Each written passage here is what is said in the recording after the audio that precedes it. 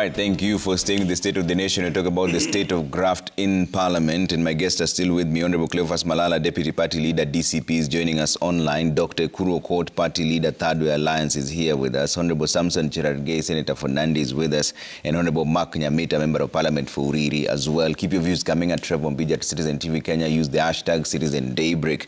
And before we went for the break, Cherargei, Malala was saying that it is true that there's corruption in Parliament. In fact, he's saying that when he was there, you were both together when there was lobbying being done. But he has been very careful with his words on saying that we were being lobbied. Lobbying is one of the allowed parliamentary practices in the world, including the US Senate and Congress. Number two, when he says that I'm aware whether senators were being given money, I'm not aware myself, because in any case, I don't sit in any leadership position that I can be part of lobbying to members. You know, when you are in a leadership position or a whip, it would be easy. So those allegations that he's saying that bribes were being paid, I am not aware. The last time I remember Senator Malala, when we served in the last session, was crying on the floor of the House when we were having a discussion on the third regeneration revenue. And it is unanswered, it is on issues. So when he says that these issues that we have raised on the issue of corruption, I have not said Parliament there are elements of corruption. And that is why we have the Parliamentary Powers and Privileges Act and Section 17, by the way, Trevor. One of the penalties, if you are found of ethical misconduct, is formal warning, a reprimand, an apology, withholding and access on enjoyment of parliamentary privilege. In fact, withholding of salaries and allowances that was done to the former senator that was nominated. And finally, vacation of even the seat. So it is as serious as grave that if we will find a member of parliament with evidence of corruption, one of the penalties of Section 17 of Powers and Privileges Act 6 is even for you to lose your seat. Number two, Trevor, the issues that Senator Malala is raising is very unfortunate, because I have sat in Parliament for some time. President William Ruto has never directly lobbied me as a member of the Senate, nor as a coalition. Because in the Parliament, he is aware I was the deputy minority leader, that they are either majority or minority. There is no leader of government business, unlike in the previous constitution. So to accuse, I know you'd want to score political ponga points, which is understandable for him. And you never know when Malala is saying the truth or not, because it's more of drama. He was the former Secretary General of UDA. If there were issues that he wanted to fix, then he should have fixed instead of running away with what he's doing at the moment. Why you offered 10 million shillings to... I was never offered. As a senator, I have said I never saw that bribery. I was never offered at any. And in fact, by the way, it has shown us the reason why we impeached the former deputy president. You have seen him bad-mouthing the country.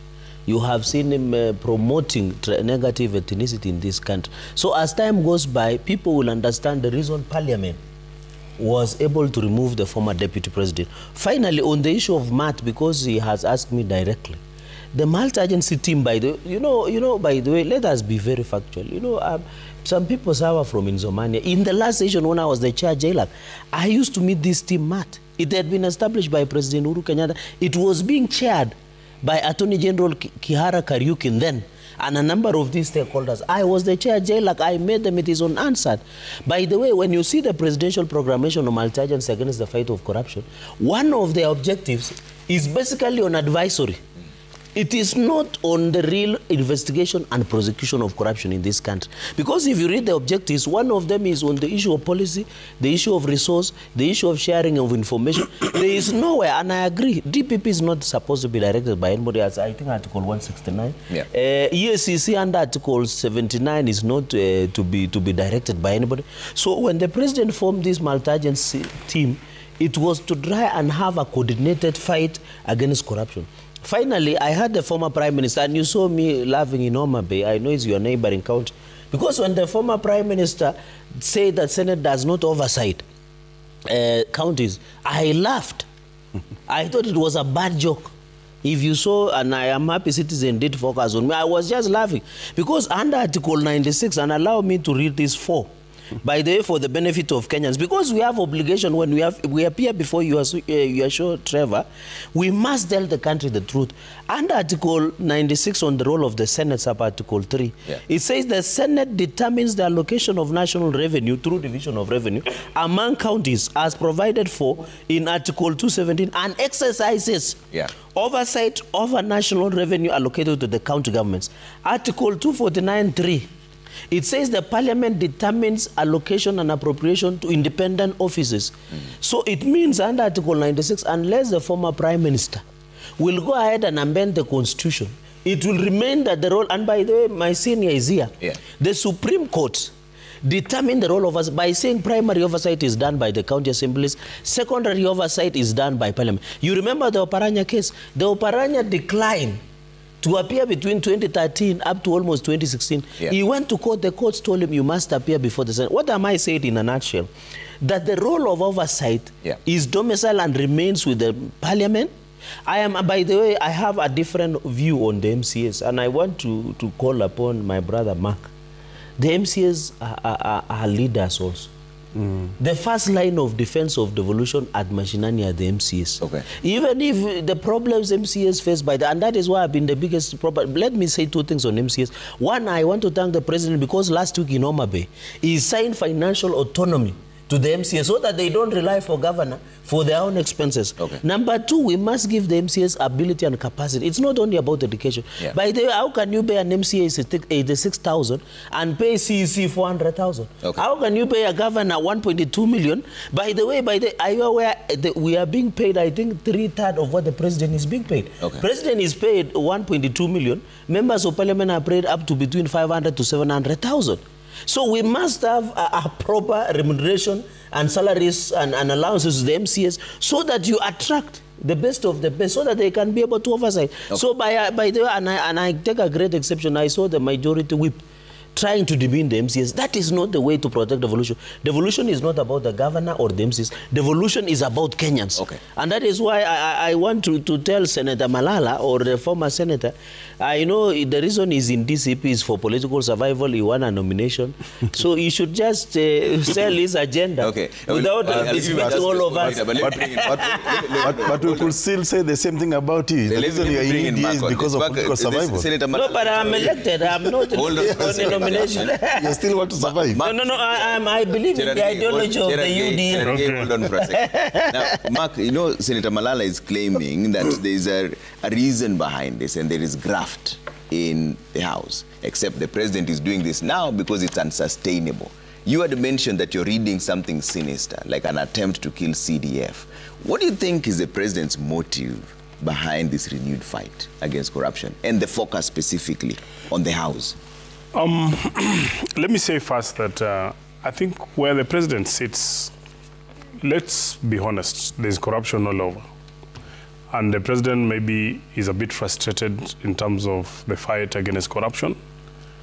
You would appreciate that today, and this started actually in the Uhuru regime, for any serious government project to actually be executed fully within time and speed, you've seen them trying to bring in military.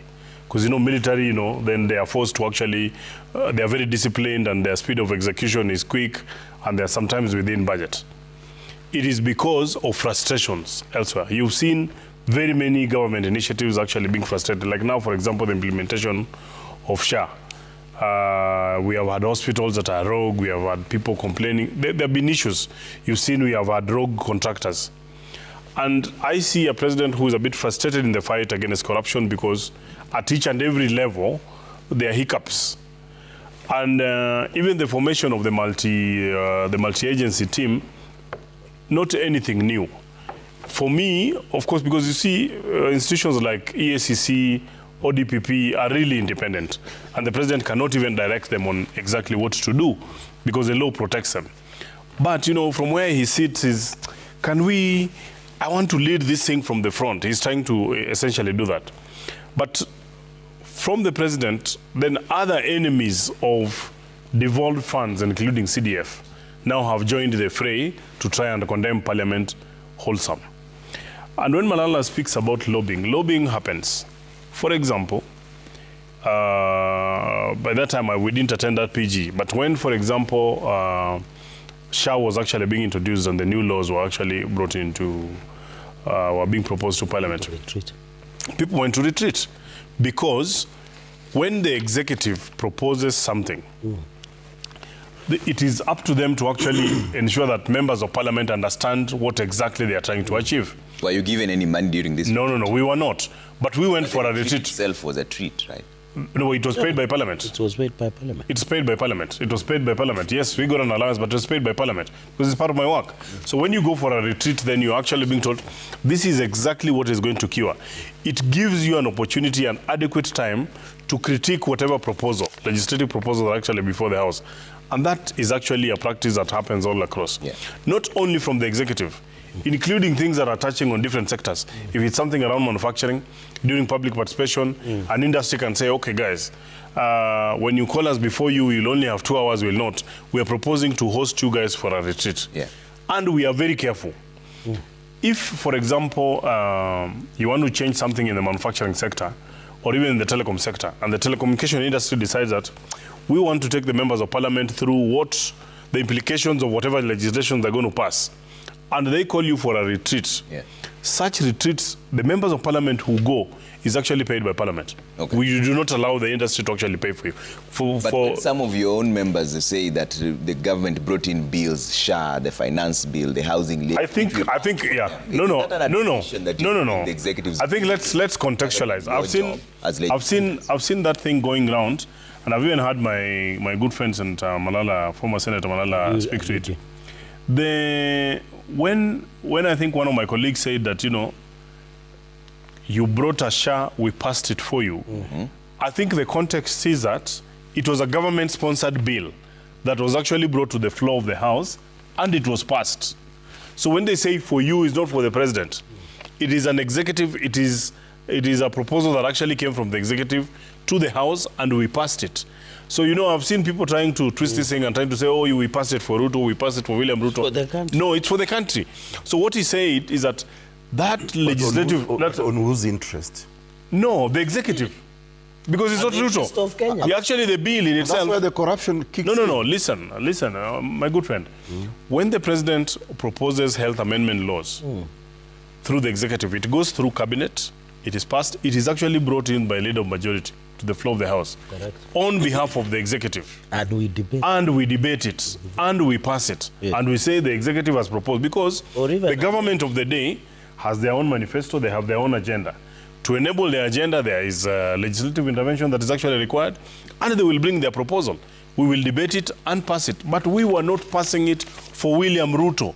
We were passing it for the executive, for Kenyans. But that's exactly. He's asking on whose interest. Yeah. Because let me give you an example. Of Kenya. For example, if that's the interest of Kenyans, the finance bill that then the president himself withdrew after you had passed, was that in the interest of the people? So this is SHA. Because if it's from the executive has given you a bill. Let me say this. Yes. I'll come to you, Malala. Just hold on. Let me say this. There are a number of legislative proposals that have actually come to Parliament, have actually even been passed, but actually been declined by the courts. When we do, it doesn't mean, members of Parliament, I represent the people of Uriri. So when I go there, I vote. For example, the last finance bill that was actually cancelled, I didn't vote for it. But there are people who voted for it. But when the president, in his own wisdom, when the the president gives a proposal. When he gives a proposal, the members debate in their wisdom and the wisdom of the people they represent. Or lack of it. Or lack of it, if you say. No. Yeah, but in the wisdom. Members of Parliament are always one. The members of Parliament will pass the legislation that is brought to them. Okay. When it is brought to the president, if at that particular point he has different information that he didn't have at the time of making the proposal, or if the particular proposal has since been mutilated by members of Parliament with a few other changes. Like the conflict of interest bill. Done with the memorandum. Actually, the conflict of interest bill, members of Parliament did raise amendments. Yes. And the president returned it. Yes. And now we couldn't raise the two-thirds majority to actually overturn the president's recommendations. So then it became a law. by just that simple fact. So if the president assents or declines to a bill, because since then maybe the law has since been changed, the proposals have since been amended, it is up to him. Okay. So, but let me say something. Yeah. There could be some confusion. You know, this the issue about lobbying in Parliament, I've said, is a parliamentary practice. There's also something called pork barrel. Pork barrel is where, you know, I can sit in a particular committee and influence for things to happen in my constituency. That is also parliamentary practice. I cannot sit Mali Ng'ombe in a Chinjwa, and then I don't pick anything that maybe my other people, but not for my own interest. Especially in the budget committee. Especially in the budget committee. If you sit in the budget committee and the resources are actually, because we are budget making house, and this is parliamentary practice. And within there, you know, the resources are actually being distributed. I can say, okay, fine, there is a road in my constituency or my region, or a particular region, please have it included. Okay. And that, maybe many people also do not understand. They might actually construe it to be whatever. Then finally, Trevor. Finally, Trevor, I wanted to say. I'm coming to you. Yeah. Finally, Trevor, I wanted to say. Yeah. When the Speaker of the National Assembly. No, don't log out. We're coming to you shortly. When relax. When the Speaker says that he has received certain complaints about members, it is not necessarily complaints of corruption. Okay. It could be about conduct. All right. Misconduct. It could be professional misconduct. It could be other issues. Let me bring in Malala on this. Then we hear. Yes, Malala. Trevor, I've passively been listening to my colleagues there, and they just remind me of a proverb by Chinua Achebe, which goes that when an old woman is always an old woman is always uneasy when dry bones are mentioned in a proverb. You know, Gerald Gay and Mheshimiwa Nyamita there, they're going round, they're talking about everything, and yet what we are discussing is corruption in Parliament. The exchange of money and favor in the corridor of Parliament. Whatever they are trying to lecture us on, legislative process, or your bill is signed, a bill, you know, Kenyans know the legislative process. The legislative process is taught in civics, in high school, and therefore you cannot come here and lecture us on the legislative process. What we are addressing now as a nation is corruption in the corridors of Parliament. Senator Gerald Gay, what are they doing as a Parliament to oversight the e-citizen scandal? We know that an individual in this country is collecting 500 million per day. That person who is collecting money on behalf of Kenyans is not known. They do not have a physical office. The Auditor General has even pointed out that the e-citizen platform has a lot of leakages, and the money being collected by that agent is not being remitted to KRA. We should be told today how much money is being collected by the SHA agent. What is Parliament doing about it? Have they been given money? Have they been silenced?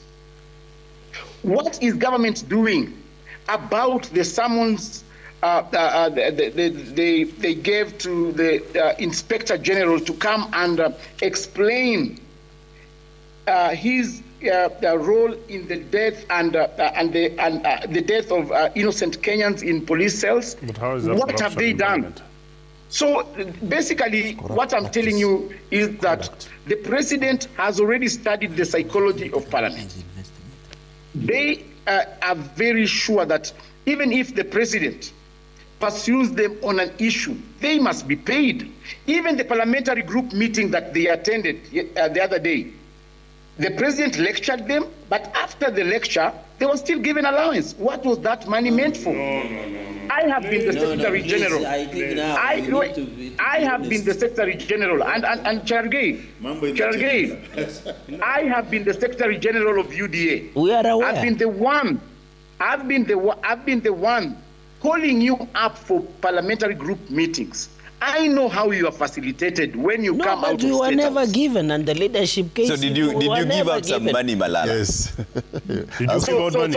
Did you give out money? So I think. Yes, good question. Malala, did you give them out money when you were calling them? You know, Money was facilitating a given to meeting members and of giving out parliament. money are two different things. Cherargei, money has been distributed to Parliament in every instance. No, but you are running away for parliamentary group meeting. When you're the Secretary General, did you give out money, Malala?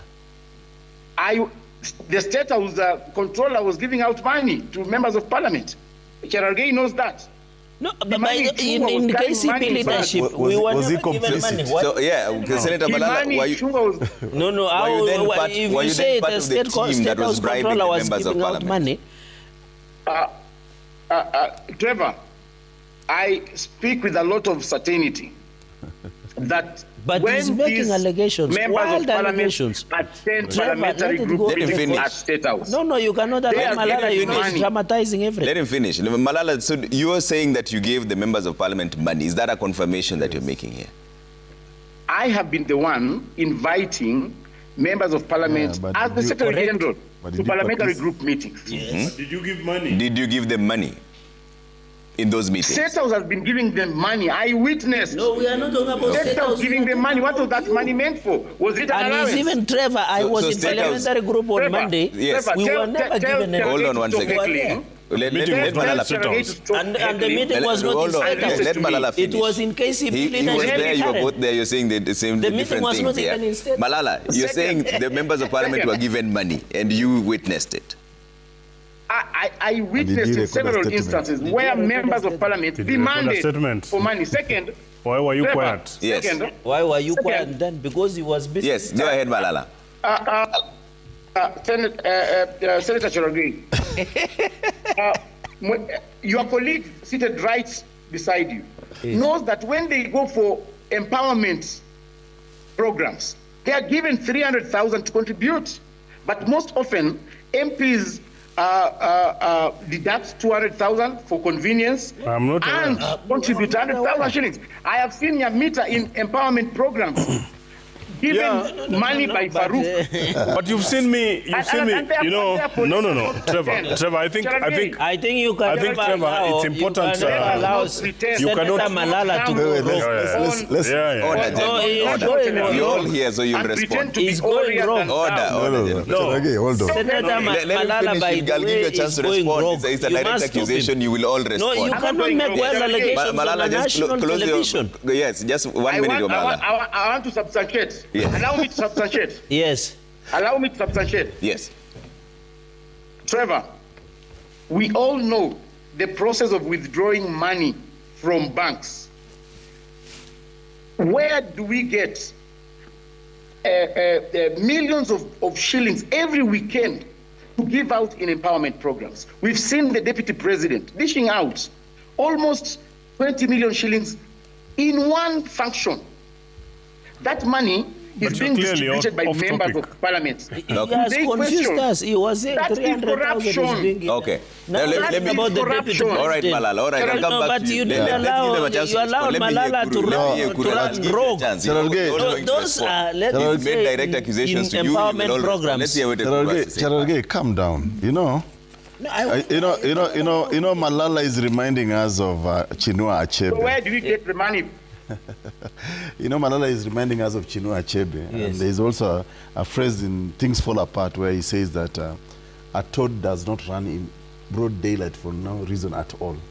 So you can see all this agitation. Like Malala is running. You can see the agitation from the parliamentarians. No, but we are being accused. Let him finish. No, but we are being accused of something we have not done. Senator, let him finish. Can I? Yeah. You're a parliamentarian. You know that when there's another member on the floor, yes. You give. But also it's also fair. That's why you will get a chance to respond. Let Dr. Kuru make his statements. Then you'll get a chance to respond. No. Let's be clear. Cherargei, hold on 1 second. Order, and there is accuracy of statement of facts in the standing orders. No. Because I answer him. This is my set. No, but accuracy of statements. There are certain things that, for example, I listened to the Right Honorable Raila Odinga during that parliamentary group. And he said things that that for me are very pertinent that we need to really focus on. Yeah.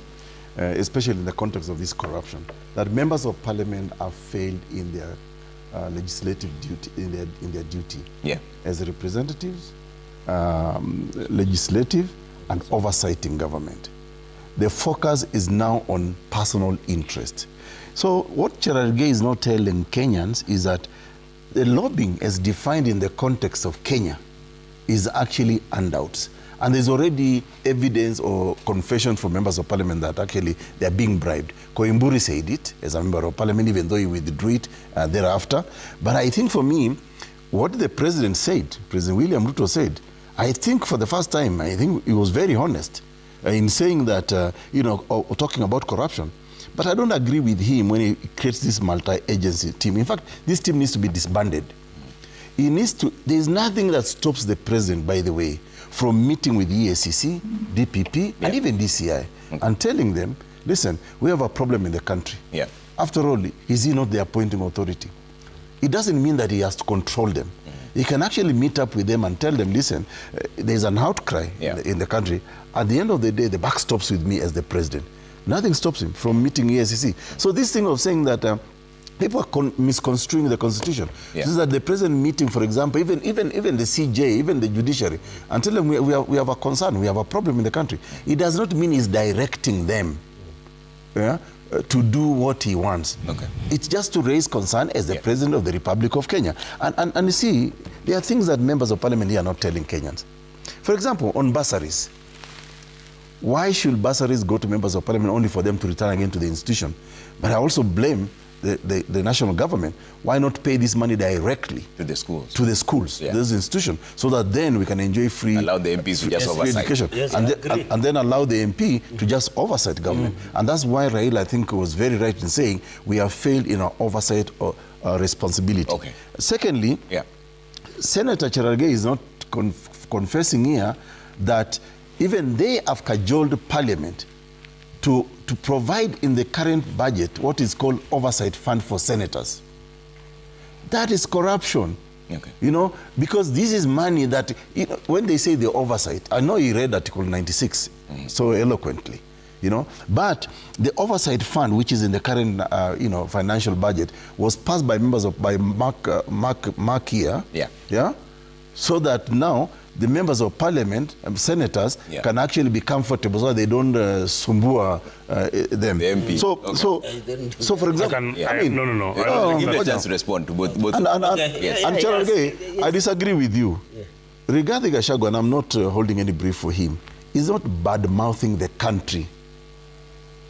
In fact, you know, in divorce cases, you know, in divorce cases, it's always good when you file a divorce matter, people will love to tell you, how did this marriage broke down irretrievably? So the marriage between Rigathi Gachagua and William Ruto broke down irretrievably because of the things that Gachagua is saying. It is not about, he's speaking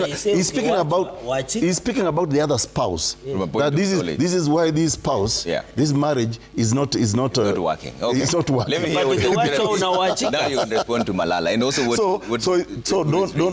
don't mislead the country in saying that Rigathi Gachagua is bad-mouthing the country. He's bad-mouthing that association of him and William Ruto, and is actually, as a matter of fact, Trevor, Kenyans are really happy with what, not that Gachagua is a saint himself, and we are not saying that, but it's good that actually is exposing to us the rot in government, including how he is being told, go lie, do this, do that, you know, so... You know, you cannot... You wanted to respond to Malala. Yes. One thing, by the way, he said something about East I'm aware...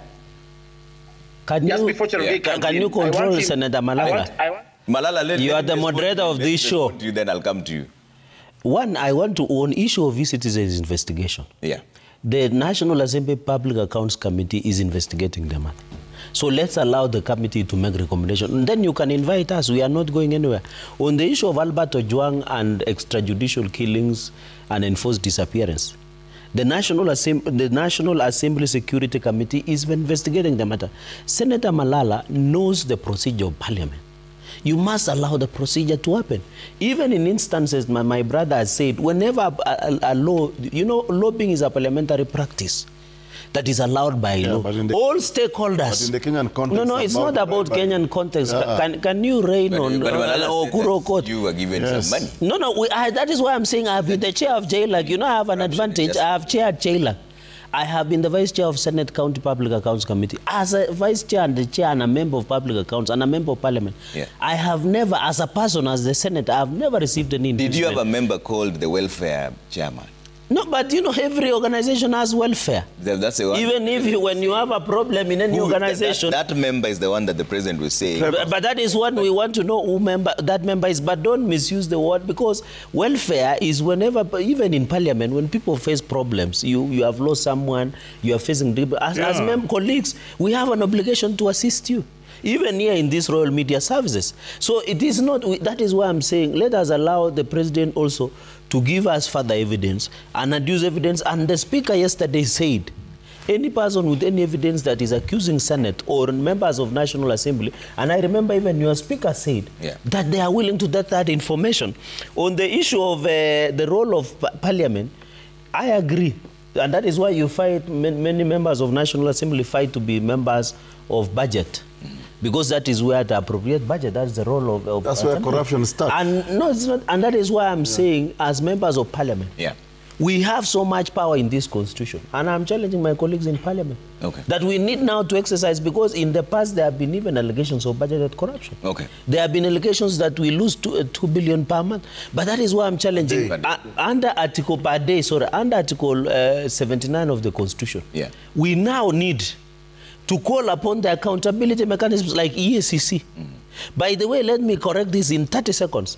Parliament does not prosecute or jail.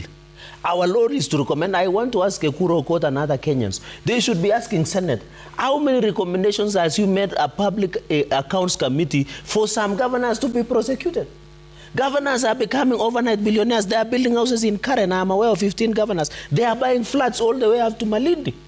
Why don't they be prosecuted? Even in my county, for example, the EACC... Why don't you mention those governors? We will name and mention them. Why? No, that is why we'll mention them. For example, in my county, and that is why, and I saw Bishop Okinde discussing about corruption.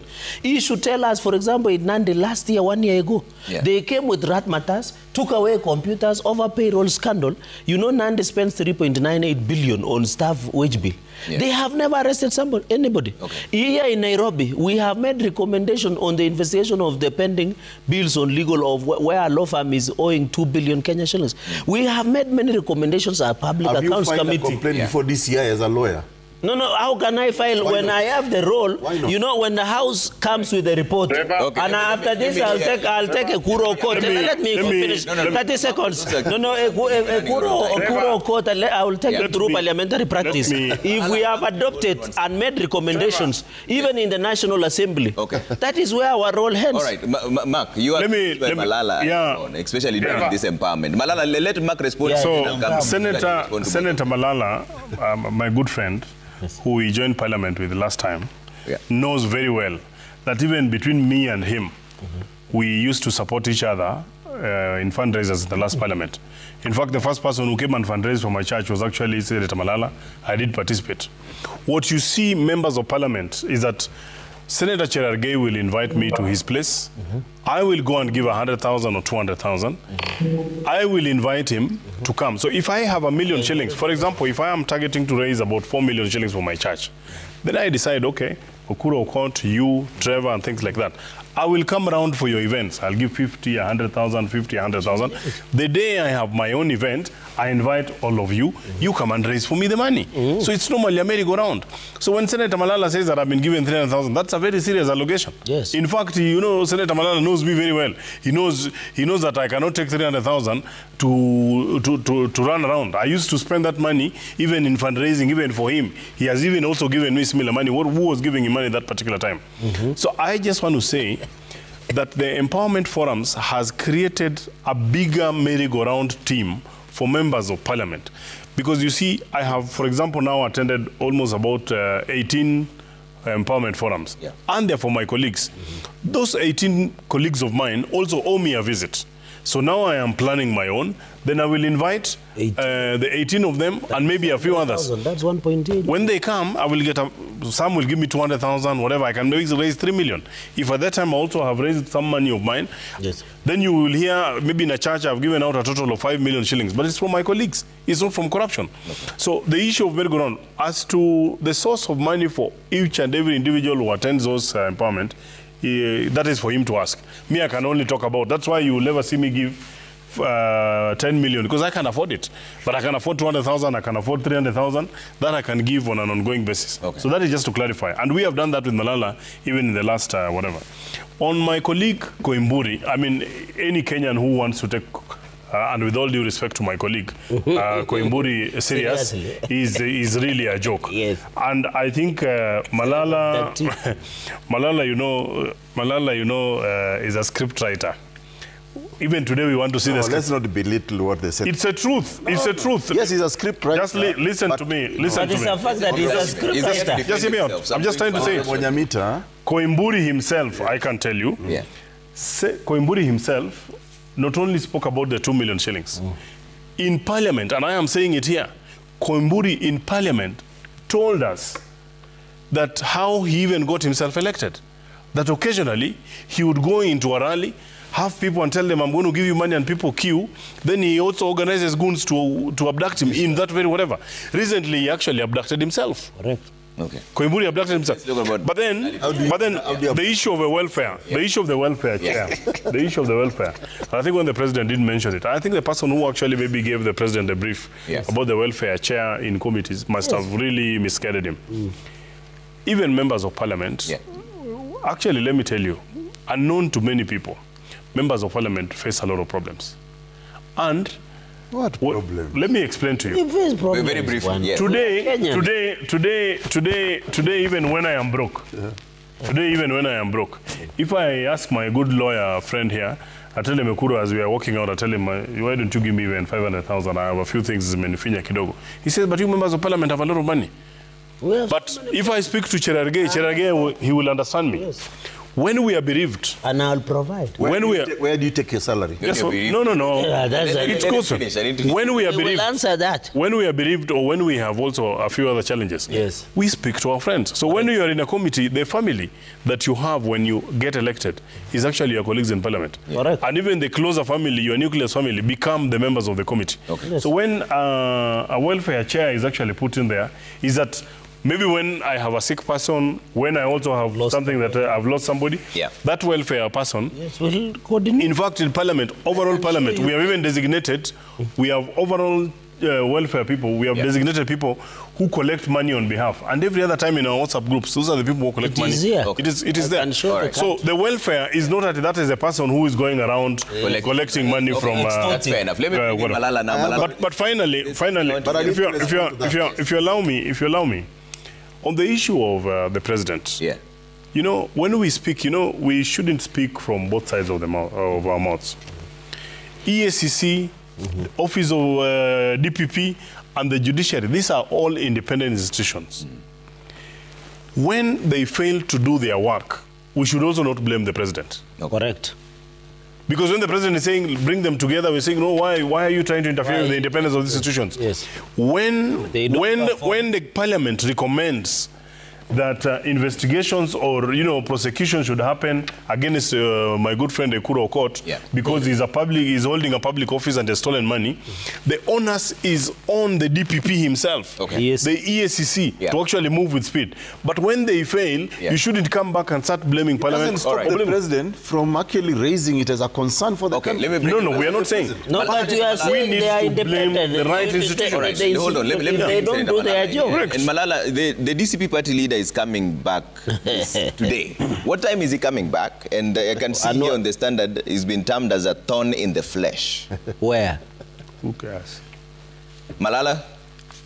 He has disappeared.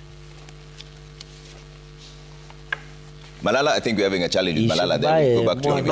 And also, Malala, kindly activate your camera so that we can speak on this. The internet, you should buy internet. I think let's not mislead the country. When the president talks about corruption, he's also talking about those institutions that actually hold to assist in the fight against corruption. Because remember, at the end of the day, it is the president who will blame as the leader of this country. Yeah? And what I would have wished for the president to do, and he can push certain buttons, you know, for investigation, I mean, for prosecutions. For example, when he says that, and I'm really waiting for the president to name those people that have received bribes, because he talked of arrest. He said, we will not shame them, but we will arrest them. Now that corruption is a cancer in this country. It is a killer disease. It is denying Kenyans education, health, good roads, and many, many other services. So the president should not wait even a day longer if he knows of these people. He must actually tell DCI, arrest these people. Let them come and record statements. And DPP, I mean, I see nothing wrong with the president having like I said, I see nothing wrong with the president having a conversation with the DPP and DCI and EACC and expressing his concern as the president of the country. The last time he invited the head of judiciary, he was accused. He should not shy away from it. It does not mean he's going to direct them, do this, do that. Okay. To discuss this issue just the same way, this multi-agency. In fact, I'm assuming in this multi-agency team, DPP is there, DCI is there. Yeah, it is there, yeah. They are all there. So why are we pretending that the president should not approach these people and say, we have to fix this problem? And see, at the end of the day, Trevor, it's about accountability. You know, people must be called to account for public office. Okay. And by the way, I mean, we were not born yesterday, Senator Cherargei. We may have been born at night, but it wasn't last night. So the truth for the matter is, there is a conspiracy. Okay. Yeah? Parliamentarians know exactly the game they are playing. Okay. You know, which game? Let me bring in Malala. We are aware of only Chan games. Malala, what is the plan for example, I want Malala to comment on this. Yes. If you look at, for example, Schedule 4 of the Constitution of Kenya, on the functions of national and county governments, why should the MPs want to do development? Why shouldn't they empower governors as the role of as the Senate role in Article 96? Instead of saying, "Oh, we want to build school," why are you fundraising, Rebonyamita? You don't need to fundraise for schools. Okay, let me hear what Malala has to say about this. Ask, I mean, Senate. I mean, governors or national government build schools. Okay, it's not your business. Malala,